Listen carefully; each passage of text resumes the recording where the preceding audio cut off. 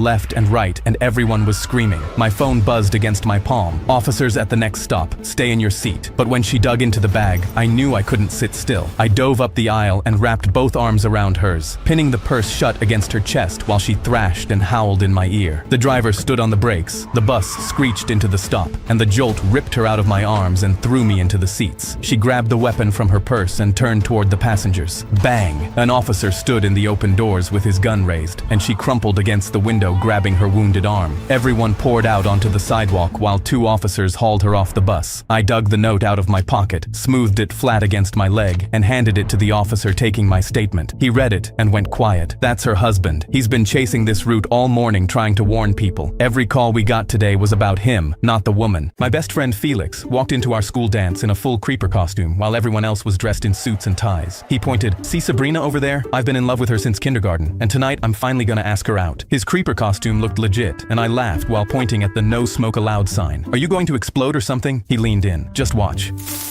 You'll see." His creeper legs floated toward the dance floor as I sat there wondering if a kid in a creeper costume could actually pull this off. Kids started to back away from the creeper costume as Felix passed, clearing a straight path right to Sabrina. Then some guy pointed and yelled, "Creeper! Oh man, he's gonna explode!" Sabrina turned to look, but then our principal bolted across the room and grabbed Felix by the creeper's square head. "I will not let you destroy my dance and blow it up! My office now!" Felix's creeper legs started squirming, and he had no arms to fight back. My stomach dropped, and I couldn't let my bro go out like this, so I screamed, pointing at a random kid by the punch bowl. "Principal, he's spiking the punch with mystery liquid. Help!" The principal quickly let go and charged toward the punch table, snatching the kid by the collar so fast he dropped his cup and burst into tears. "It wasn't me!" Kids came sprinting from every corner to see the meltdown, and that bought Felix his window, and he slipped through the chaos towards Sabrina. He let out a loud creeper hiss. She spun around, and his whole costume exploded in a cloud of smoke as the entire screamed and ducked. When the smoke cleared, Felix stood there in a sharp suit and tie with a rose between his teeth, and Sabrina's jaw dropped. "They say creepers destroy everything, but I just wanted to blow you away. Will you go out with me?" She opened her mouth to answer, but just then, the smoke hit the ceiling and the sprinklers burst on, soaking the entire dance as everyone shrieked. The principal grabbed Felix by the collar. "I knew you'd destroy my dance. You're suspended." But as he dragged Felix off dripping wet, Sabrina screamed across the flooded gym, "I've loved Minecraft since kindergarten." "Yes," Felix grinned. "Best explosion of my life." I shot the 3-pointer and it swished, and my sister, who was rebounding for me, gripped her head. "That's 20 in a row. Scouts will lose their minds."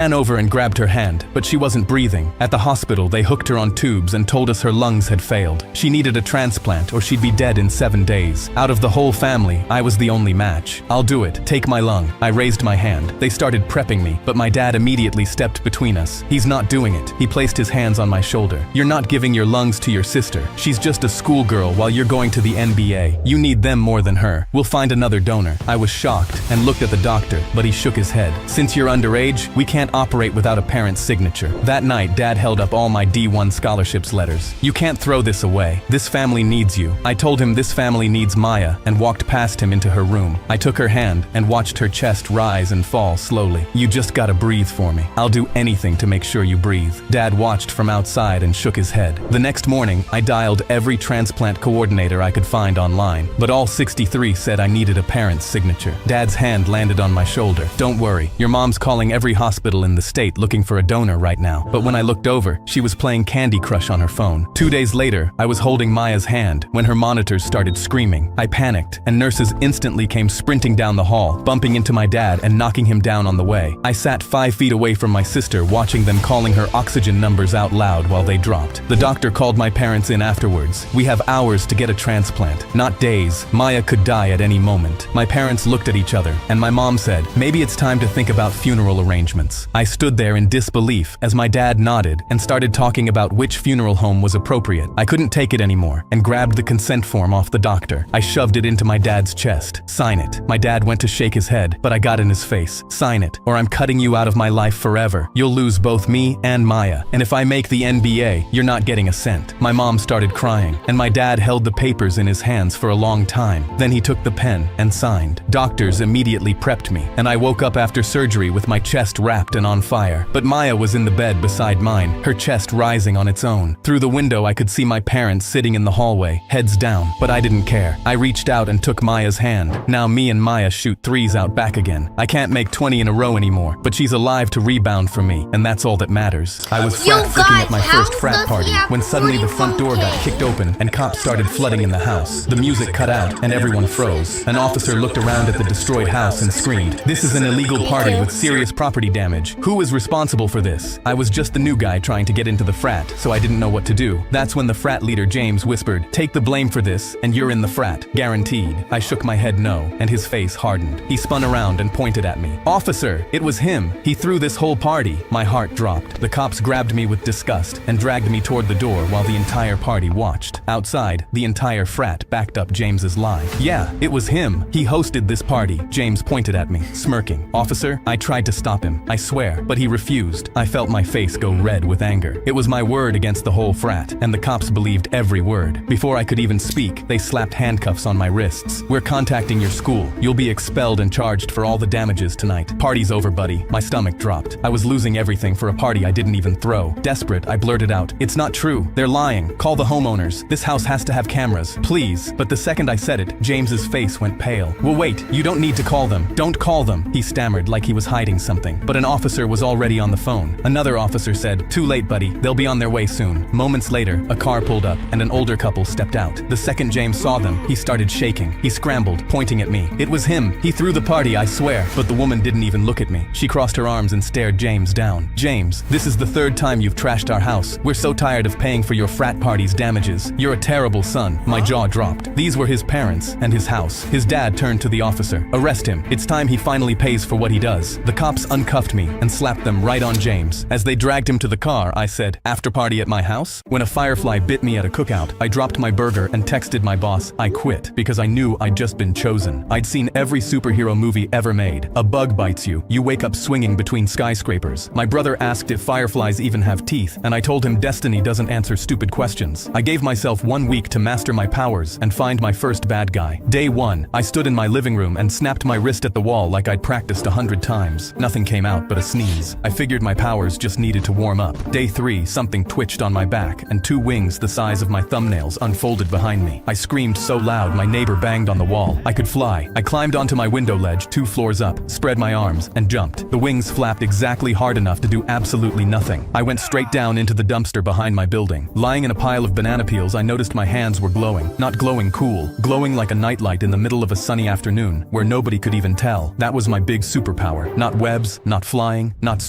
ranking the best gym transformation strength, just a human glow stick that was completely useless. The harder I panicked about wasting my one shot at being special, the brighter I burned, and I sat in that dumpster, ready to give up. That night, I walked to the corner store still glowing, ready to tell everyone the firefly thing was a bust. 2 guys came sprinting out with the register in their arms, headed right for the car parked behind me. I was so scared, I lit up like a stadium, so both of them threw their arms over their eyes and ran face first into the streetlight pole. They dropped on the sidewalk next to the busted register, out cold. I stood there glowing over 2 knocked out robbers, and the superpower I swore was useless had just stopped a robbery. I jumped up and down, then dropped to my knees crying, because I really was special. Spider-Man could never. I got a notification on my phone. Emergency weather alert, Category 4 hurricane warning. Evacuate immediately. I ran to the car to evacuate with my family, but there was no seat left in the car for me. "Where am I supposed to sit, Dad?" My dad put more boxes in. "You're not coming with us. You're staying here to protect the house." I always knew I wasn't their favorite child, but I never thought they'd leave me to die. "Can you move some of these boxes so I can fit?" "Absolutely not. Everything in here is important." My mom rolled down her window. "Don't worry, you'll be fine." Before I could say anything, they drove off. It started raining, and I ran inside and locked the door. The wind was so strong the walls shook. After just a few minutes, I heard a loud crack and saw the front door burst open. Water rushed in, flooding the living room in seconds. The water was rising fast. I ran upstairs as fast as I could, but suddenly, I felt my sock getting wet. I looked down and saw the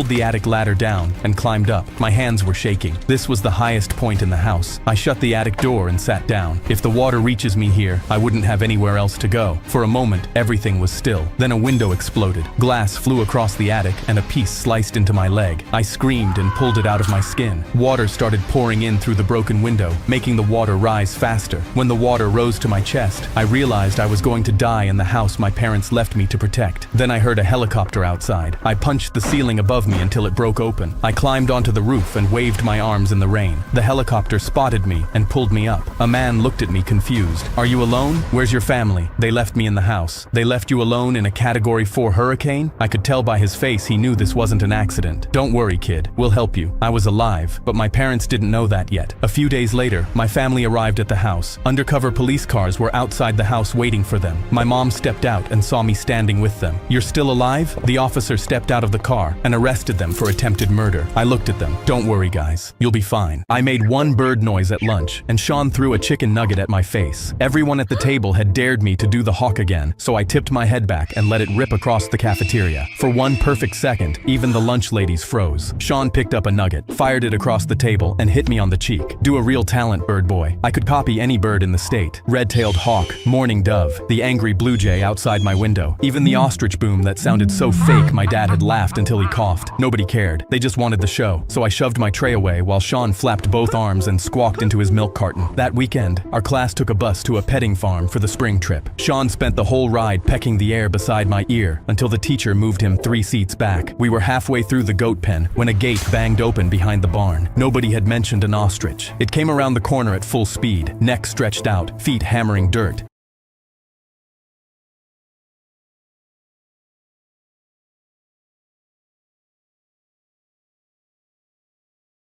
Foot toward her knee. Sean climbed the fence so fast his jacket ripped on the wire. The little kids backed into the corner, crying against the boards, and the whole class went still. My mouth went dry. I knew that hiss. I had practiced ostrich sounds for a week from a nature video because nobody believed a bird that big could boom like a drum. I cupped both hands around my mouth and made the deep call an ostrich uses when it's trying to gather its young. The ostrich's head snapped toward me. I did it again. It forgot the fence, forgot the kids, and walked straight at me, rumbling back with every step. My knees shook so hard my shoes scraped the dirt, but I kept calling until the farmhand looped a rope around its neck. The goat pen stayed silent. Sean climbed down from the fence, jacket hanging off one shoulder. "Do the hawk," he said. So I did. The little kids laughed first. This time, nobody threw anything. I was sitting in one of those bars in Thailand where strangers box each other for money and was just here to watch. But then I felt liquid pouring down my back. I turned and saw some guy with a belt around his waist holding an empty glass, red in the face. "Watch where you're going, hole." I wiped my shirt and told him he was the one who bumped into me, but he instantly shoved me off the stool. "No, I didn't, but since you disagree, let's fight it out." He pointed to the ring, and immediately the crowd started cheering. Someone shouted, "The champion is fighting again," and they yanked me up. I tried explaining I was a doctor, not a fighter, but the champ was already wrapping his gloves, grinning at me. The referee put my gloves on and shoved me in the ring while my head pounded from the fall. My opponent came at me before the bell even rang, and landed a hard jab to my nose. "A doctor, huh? You'll know how to fix your own face then." I stumbled back and tried to defend, but he hit a right hook to my body and I felt my ribs crack. "That's for spilling my drink. I'm only getting started." I tried telling the ref I wanted to quit, but I wheezed and could barely get the air out, and that's when he bombed an overhand while I wasn't looking. I dropped to the ground and he leaned over me. "Have you ever even saved anyone, doctor?" The referee wouldn't stop the fight, and my opponent went to punch the back of my head while I was on the ground, but that's when a small child ran into the ring. "Dad!" He quickly tugged my opponent's shorts and pointed outside the ring while crying. "Mommy is shaking again." I opened my swollen eyes as much as I could and saw a woman on the floor by the counter, blue in the face and not breathing. My opponent's face fell and he instantly started tearing off his gloves, his hands trembling. He ran over and dropped to her. "Honey, please stay with me," he screamed. "Someone do something." But everyone just watched. That's when I got up. Everything ached, but I stumbled over and knelt down, my head pounding from the punches. I took one look and knew she had 1 minute before she suffocated. So I snapped my fingers and held out my hand. I know what to do. Knife knife and a straw. Now, my opponent instantly slapped both into my palm. I cut a small opening low on her throat and slid the straw inside the small incision. Oxygen instantly filled her airways, and her chest started rising again. Her eyes flew open, and the kid threw his arms around her. "Mom, you're alive!" My opponent began sobbing, pulling me into his arms. "I'm sorry, you're not just a doctor. You're a hero. You saved my wife's life." I sat there, still dazed, just happy I wasn't getting my